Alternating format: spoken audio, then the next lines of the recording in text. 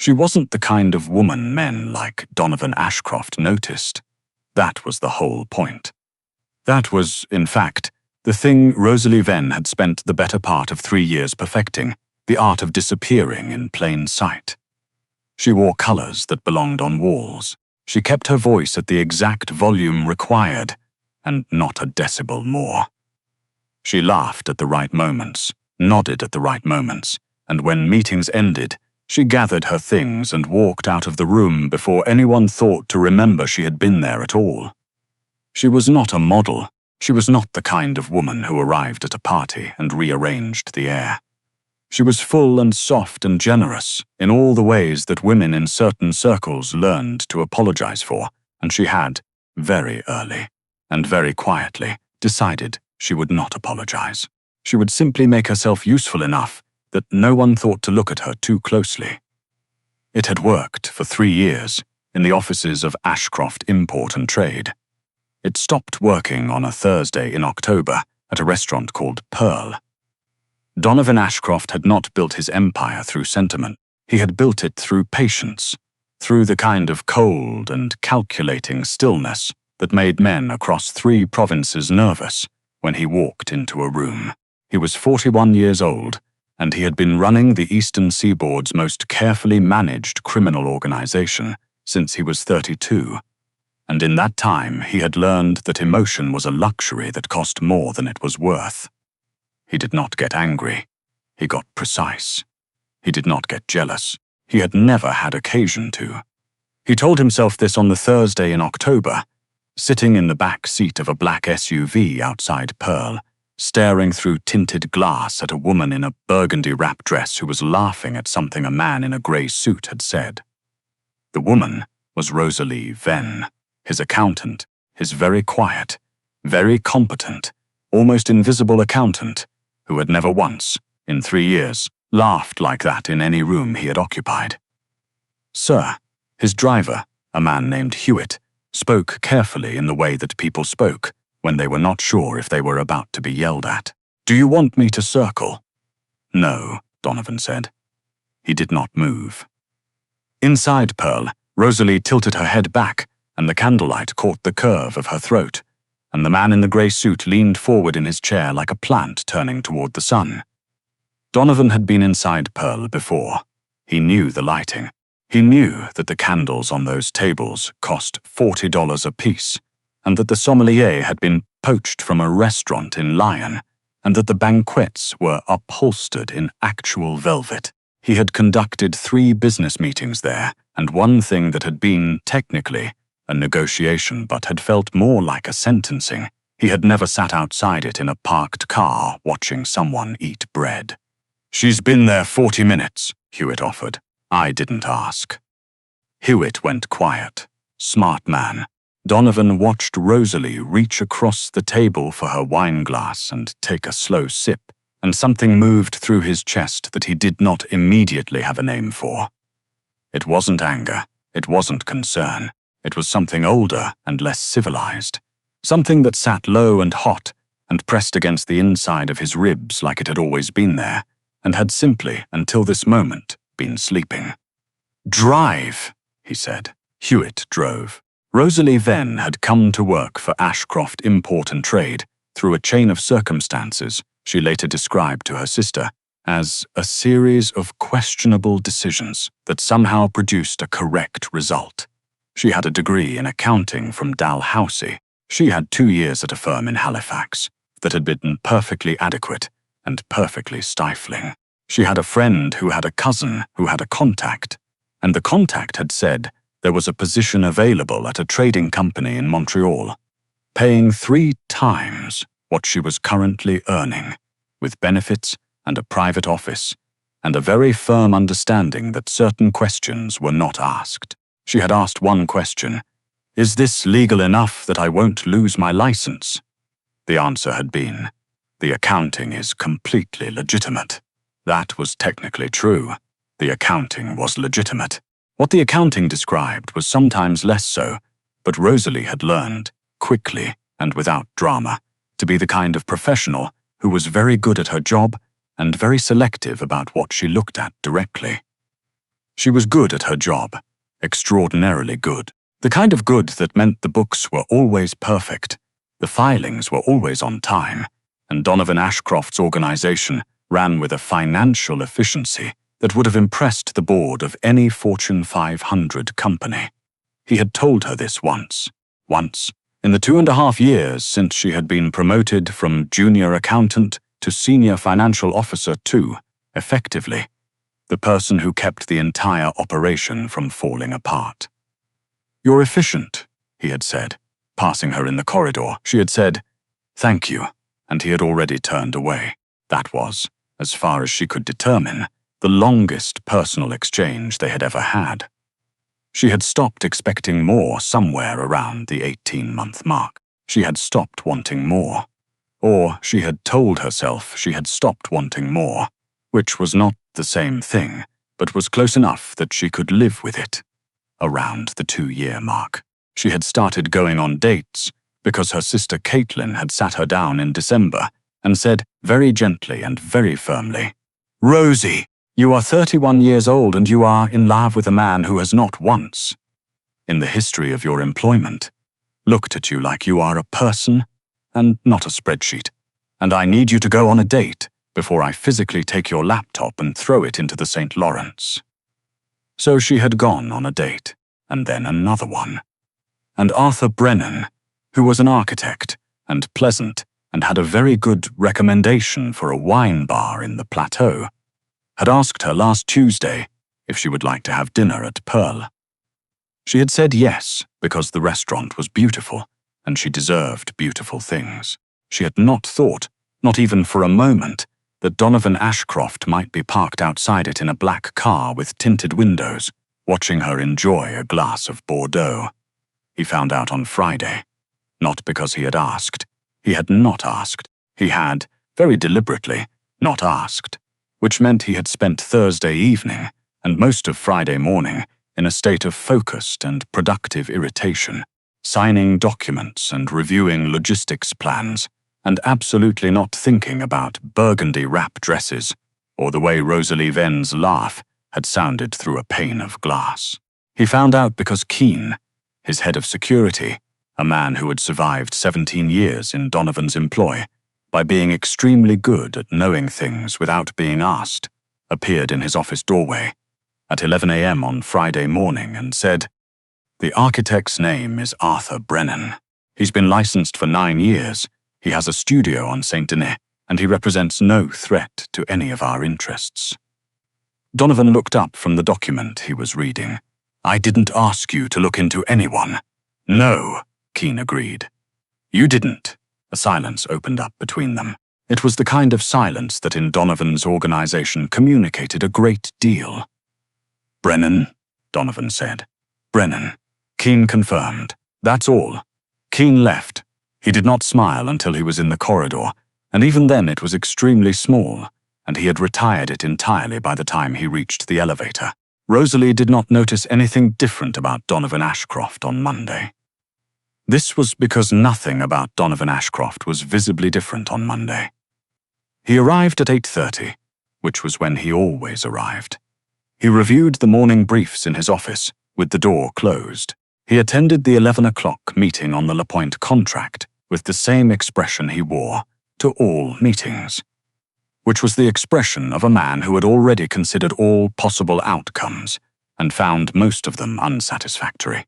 What Rosalie did notice, because she was very observant and had spent 3 years developing an almost anthropological understanding of Donovan Ashcroft's behavioral patterns, was that he looked at her twice during the 11 o'clock meeting. Not in the way he normally looked at her, which was the way you looked at someone delivering information. Briefly, to confirm the information had been received, and then away. Twice he looked at her, the way you looked at something you were trying to figure out, something that had changed without your permission and was now requiring recalibration. She kept her expression perfectly neutral. She drove home in the dark and called Caitlin and said, very calmly, "He looked at me today."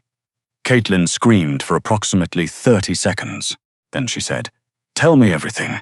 It got worse," by which Rosalie meant It got more confusing, more disorienting, and significantly more difficult to maintain the careful and professional composure she had constructed for herself over 3 years. Because Donovan Ashcroft had apparently decided, for reasons she could not identify, to become aware of her existence. He asked about her work. Not in the cursory way he had always asked. Not the efficiency comment in the corridor, but with actual specificity, actual attention. He wanted to understand the structure she had created for the Beaumont accounts. He wanted her perspective on the risk exposure in the Falconer acquisition. He came to her office on a Wednesday afternoon and stood in the doorway for a moment, looking at her bookshelves like he'd never considered that she might have opinions about anything, and said, "Did you put those in order yourself?" She had turned in her chair and looked at the shelves and said, "Yes," by subject, and then publication date within subject. He had looked at her for a moment. "That's how I organize mine," he said, and then he had left. She had sat very still for approximately 2 minutes before returning to her screen, and she had made 3 errors in the next hour, which was 3 more errors than she had made in the previous month combined. Arthur Brennan asked her to dinner again in the 2nd week of November. She said yes. She liked Arthur. Arthur was warm and attentive and asked questions and listened to the answers. And he had a way of making her feel seen that was easy and uncomplicated, and did not make her feel like she was standing on the edge of something she couldn't see the bottom of. She wore a dark green dress this time. Her hair was down. She had spent slightly longer than usual getting ready, and she had told herself, firmly, that this was because she was making an effort for Arthur, and not for any other reason. The restaurant was in Old Montreal. Stone walls, low ceilings, a jazz trio in the corner, playing something melancholy and pretty. She got there first and ordered sparkling water and sat with her menu and reminded herself to be present, to be here, to be with the pleasant architect who liked her. Arthur arrived at 7:15, slightly breathless, smiling. He kissed her cheek and sat down and said, "You look incredible." And she said, "Thank you," and she meant it. She did not look incredible because anyone had told her she was supposed to. She looked incredible because she was wearing a dress that fit her the way it was meant to fit. And her hair was doing the thing it sometimes did when she had time to let it dry properly, and she had decided, somewhere between her apartment door and the taxi, that she was done apologizing with her body for taking up space. She had learned that slowly, over years, against the grain of every magazine and every offhand comment, and every room where someone's eyes had moved past her. She had learned it the way you learned most things that mattered, not all at once, but in increments on ordinary Tuesdays, with small and private rebellions. She was not finished learning it, but tonight she was a long way from where she had started. Donovan Ashcroft walked into Brasserie Cartier at 7:40. He had not known Rosalie Venn was going to be there. He had not arranged to be there. He had a meeting with a man named Thibault, who sourced certain kinds of antiquities for certain kinds of clients. And Brasserie Cartier was Thibault's preferred location because it was loud enough for conversations that required some measure of discretion. He saw her from the entrance. Green dress, hair loose, laughing. The same laugh. The same laugh he had heard through the glass at Pearl. That laugh that had no professional veneer on it at all. No careful modulation. Nothing held in reserve. The laugh she never used at work. The laugh that sounded like she forgot, for the length of a single moment, to make herself small. The man across from her, Brennan, architect, licensed 9 years, Sentini, studio, no threat to organizational interests, was saying something, and she was laughing, and her whole face was doing the thing it apparently did when she wasn't performing composure for anyone's benefit. Donovan stood very still in the entrance of Brasserie Cartier for what his security detail, Keen, later described as long enough that people started looking. Then he walked across the restaurant and stopped at her table. Rosalie looked up. The laugh stopped. Not because it frightened away. It just stopped mid-motion, the way water stopped when you turned off a tap. "Mr. Ashcroft," she said. Her voice was perfectly even. Her face had gone very still. "Ven," he said. He looked at the man across from her. Brennan looked back at him, with the expression of someone who was trying to decide whether to be annoyed or alarmed, and had not yet committed. "I'm sorry to interrupt," Donovan said in a tone that communicated that he was not particularly sorry. He looked back at Rosalie. "I have a question about the Falconer numbers." A silence. She stared at him. "It's 8 o'clock on a Friday evening." "I'm aware. I'm at dinner. I can see that." Another silence. Longer. The jazz trio played something that was almost, under the circumstances, funny. "The Falconer numbers," she said slowly, "are the same numbers I presented to you on Wednesday. In your office. During working hours. I have a follow-up question." "You have." She stopped. She looked at him with the expression of someone who was doing very rapid and very precise math. The question could not have waited until Monday. It could not. She looked at him for a long moment. Then she looked at Arthur. Then she looked back at Donovan, and something happened in her expression that he couldn't quite identify. A flicker of something that might have been understanding, might have been fury, might have been both at once. "Arthur," she said, still looking at Donovan, "could you give us a moment?" Arthur Brennan was, Donovan would later and privately acknowledge, a man of considerable grace. He stood, said, "Of course," picked up his wine glass, and removed himself in the direction of the bar, with the unhurried dignity of someone who had decided his feelings about the situation could wait. Rosalie waited until he was out of earshot. Then she turned to Donovan fully and said, in the voice she used for financial discrepancies, quiet and exact and about 15 degrees colder than the room, "What are you doing?" He sat down, in Arthur Brennan's chair. He did this without asking. He was aware he was doing it. He did it anyway. "I needed to ask you about Falconer," he said. "Stop." She said it like she was ending a meeting. "Stop. I have worked for you for 3 years. In 3 years, you have spoken to me approximately 40 times, and of those 40 times, 38 were about work product. 1 was about the bookshelves, and 1 was in the corridor when you told me I was efficient, a pause. Which I am, extremely. But that is beside the point." He said nothing. "You don't have a question about Falconer," she said. "The Falconer numbers are correct. They have always been correct. You know they're correct, or you would not have moved forward with the acquisition. Still, he said nothing. So, she folded her hands on the table. "What are you actually doing here?" Donovan Ashcroft looked at Rosalie Venn. He had been very cold for a very long time, and he was good at it. So good that he had mostly stopped noticing the temperature. He had built entire systems around the coldness. He had protected things with it. He had, in the way of certain useful fictions, told himself the coldness was the point. It turned out it was not the point. "You laugh differently outside the office," he said. She looked at him. "I noticed it the first time," he said. "Outside Pearl." Her expression shifted. "You were outside Pearl I was passing. You were." She stopped. Something new moved across her face. "That was 3 weeks ago." "Yes, you've been." She stopped again. "Recalibrated. And you said nothing. For 3 weeks, you said nothing. And then you started asking about bookshelves and risk exposure.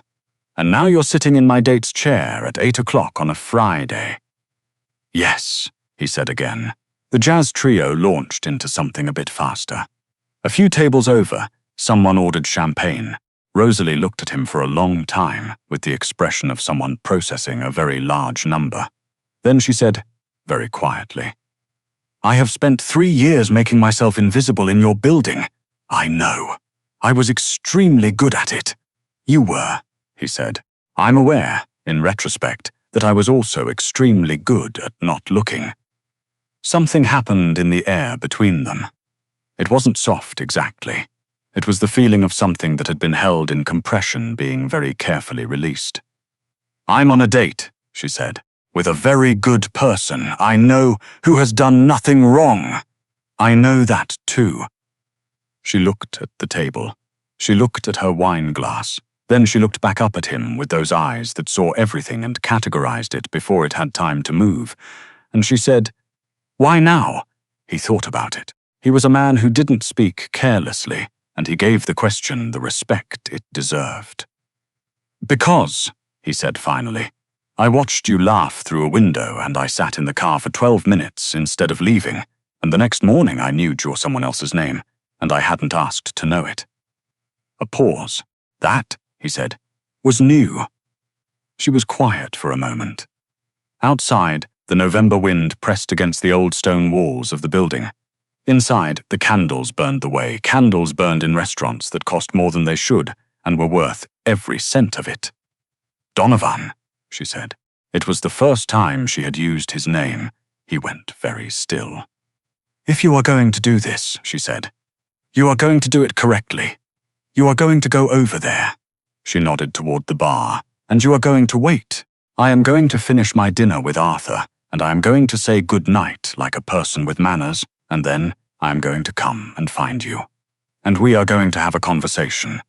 A real one. Not about Falconer." He looked at her. "And if I say no?" She picked up her wine glass. "Then I will finish my dinner and go home, and on Monday morning I will come back to work and be efficient at you, and we will never speak of this again." The offer was perfectly clear. The terms were perfectly clear. She had, in approximately 4 minutes, taken a situation he had fumbled his way into with no plan, and given it a structure he could respect. He stood up. "I'll be at the bar," he said. "I know," she said, in the voice of a woman who had been right about many things for a very long time, and was no longer surprised by it. He was at the bar for 22 minutes. He knew it was 22 minutes because he looked at his watch twice, and was annoyed both times. He ordered scotch. He did not drink it very fast. Hewitt appeared once at his elbow with the quiet concern of a man whose entire life expectancy depended on reading his employer correctly, and Donovan said, "Go wait outside."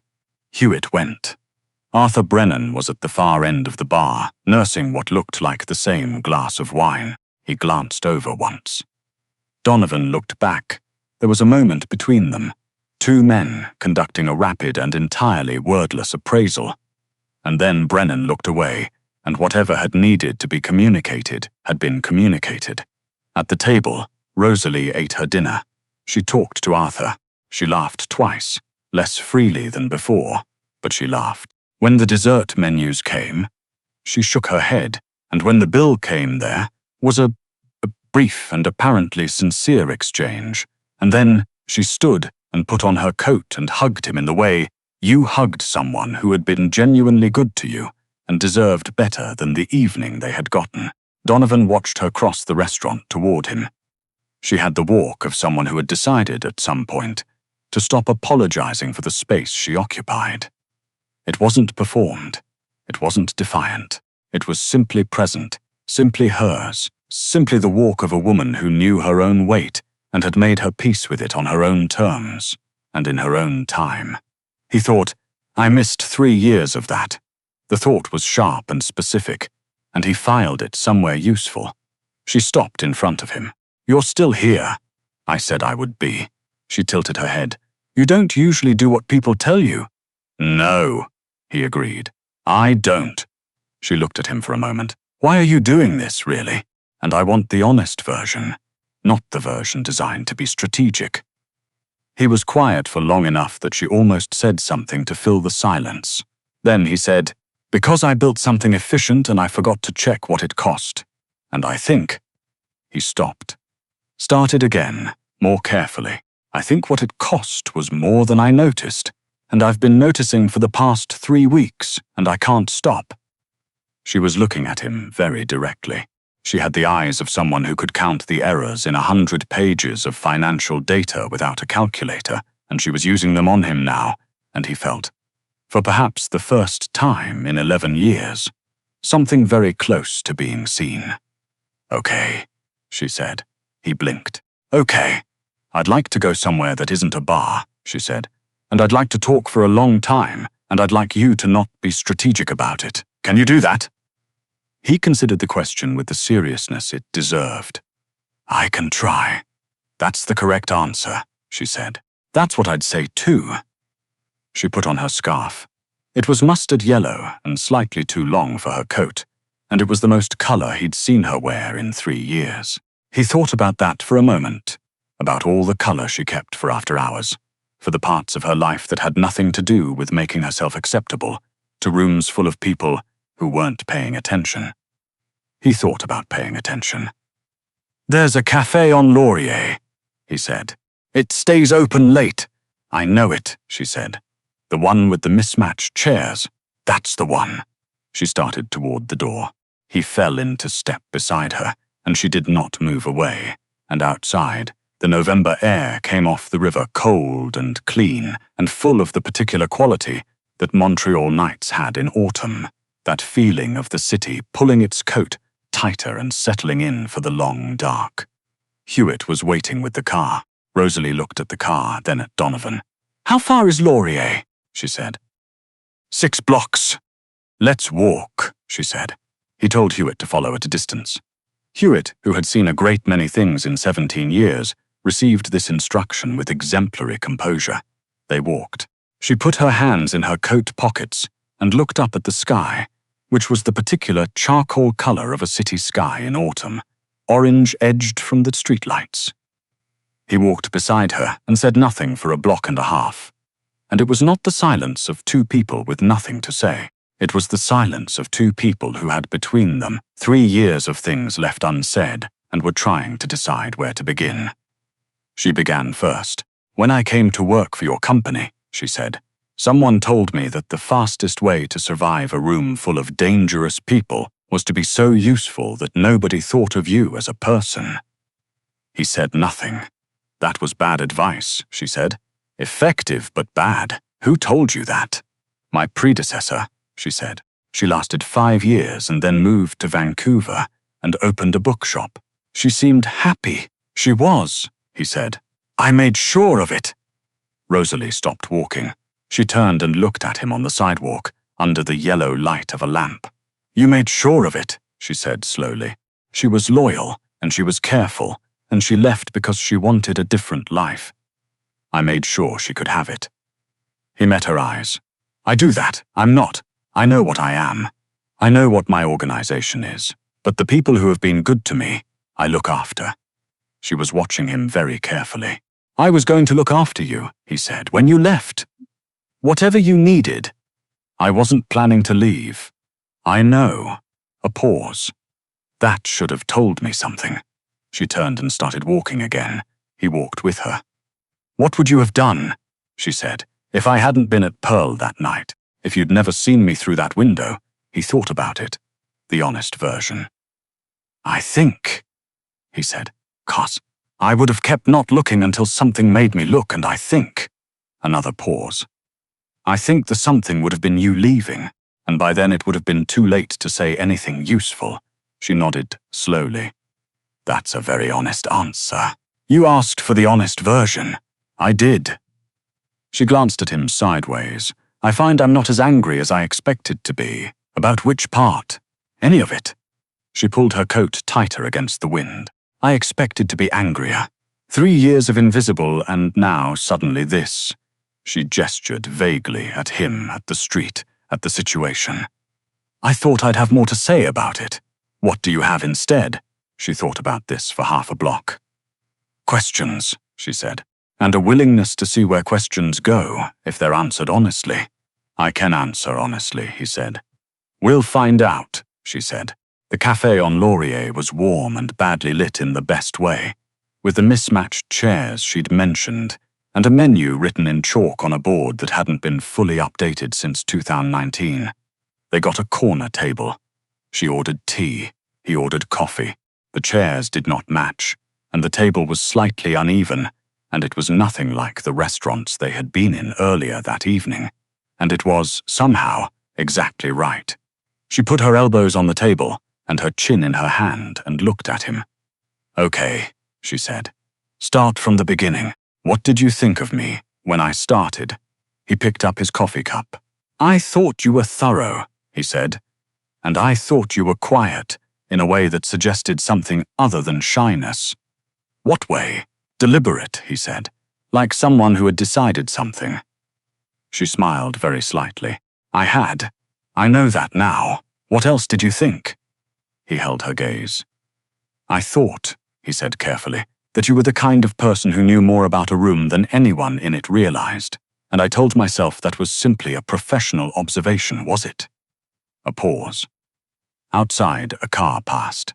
Somewhere upstairs, someone dropped something. Partly, he said, like she was recording this, like it was going in a file somewhere, organized by subject and publication date. Your turn, he said. She raised an eyebrow. What did you think of me, he said, when you started? She considered it. He watched her decide to tell the truth. I thought you were the most controlled person I had ever met, she said.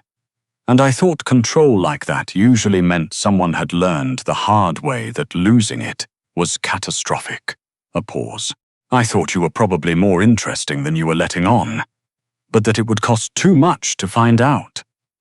And now, she looked at him across the mismatched table in the badly lit cafe on Laurier, with the tea cooling in her hands and the chalk menu behind his head and the city outside, just beginning to understand that winter was coming.